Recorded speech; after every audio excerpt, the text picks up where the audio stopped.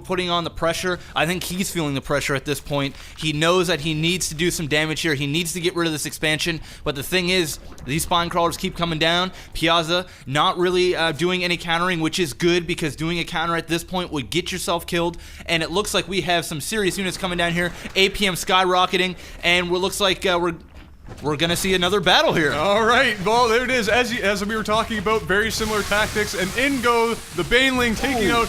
You know what? That could have been a lot worse. I like it. I was just going to mention this. Pyaasa should be transitioning into Roach at this point in the game. He has the economic advantage, and you know what? Even though he's had a little bit of a hard time starting up this expansion, it was a good time to do that transition because at this point, he knows that Dysk is just going to keep on trying to put down this Ling pressure, and if he can build up his Roach count, it's going to be game over. Yeah, definitely the Roaches are where you want to go at this point. Balings really don't do a whole lot of damage to Roach to begin with, so even, you know, the Roach can take a little bit more damage than the Lings, and he is going Roach now. I really like that, and we also got some, what do we got going on here? Never mind, I was pointing at the screen. Jeff doesn't know what I was talking about. Let me see this for a second. What I was trying to look at here is that we're getting a little bit of the reconstitution for the Roach.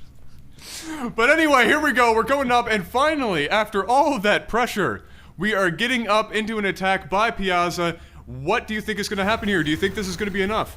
I don't think it's going to be enough, but it's definitely nice to see Pyaasa kind of going out there and applying some pressure back to Dysk and kind of taking the game into his hands, because the only way to win this game is to attack, and finally he held off a big attack, and it looks like he's going to go up to this expansion and get rid of everything that's up here. Very good, very good. This is almost, if you wanted to call it a timing attack, perhaps you could, although, you know what, at this point, it's just Pyaasa sitting back saying, okay, I'm going to let you keep coming to me. If you're going to keep wasting all this time, I'm going to tech up and get ahead of you in economy as much as I can, and then I'm going to turn it back around on you, and this is exactly what we're seeing Pyaasa do right now, and it is working beautifully.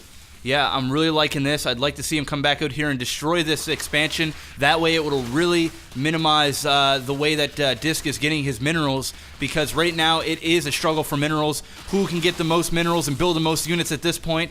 And it looks like Pyaasa is going to fall back. Smart thing to do, keeping those units alive so you can use them again later. Very true, very true. He probably could have gotten rid of that hatchery. However, good of him to keep his units alive. He knows that even if he didn't take out the hatchery, it's still going to take a while to saturate that, and if we look down, we can see that he's slowly saturating his own, very slowly, but he's been so focusing on getting these Roach count up that it's not surprising. However, doing a great job of choosing when to attack and when to sit back and wait for Dysk to make his move.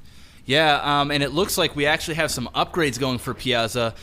This is something I didn't see a whole lot in the tournament. A lot of low-level players just decide that, or they just don't upgrade. And you know what? Upgrades are just as important as getting units. I mean, especially in this kind of a neck-and-neck game where you both kind of get the same amount of units. It's back and forth. Sometimes an upgrade is all you need. That's very true, especially when it's in a mirror match and you're getting very similar units, you know, which that happens a lot, you know, especially I see it a lot in Protoss matches. People don't upgrade very much.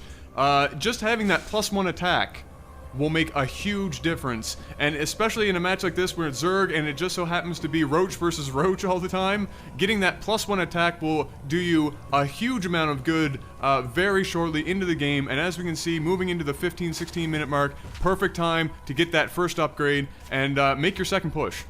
Yeah, and it looks like we actually got a Hydralisk going to take with this Overlord.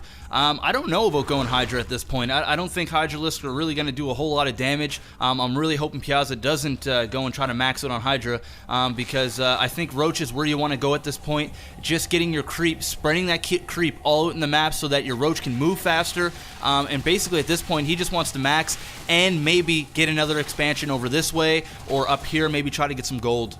I would, yeah, the one thing that is surprising me about this match, watching these guys earlier in the tournament, is that neither of them are doing a whole lot of creep spreading. Pyaasa doing a little bit more than Dysk, but at this point, a lot of times what you'll see is players slowly creep up towards these gold points in the map, and then take those points over so that they can have the fastest transition up the map that they can possibly have. And as we can see, Pyaasa deciding that maybe he might move out here, which I think probably a good idea. At least he should probably scout. We haven't seen a lot of scouting in this game. Why do you figure?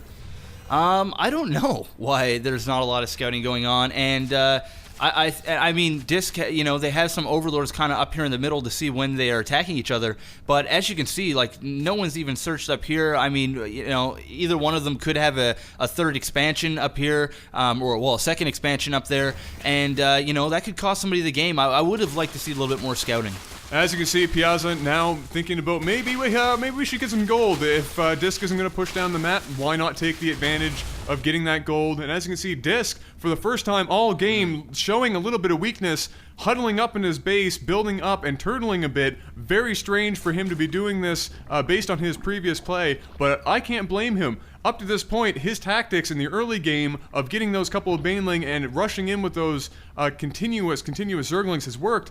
I'm not surprised to see him a little bit rattled here. Yeah, I think the game is actually taking a 360, and it looks like a second expansion is going down. I really like that. Taking map control, sprinting out that creep, and basically just dominating this map at this point. And I actually think we're going to see an attack here. This is actually quite a bit of units, and this could be some trouble for Dysk if he does not pull something out of his ass right now.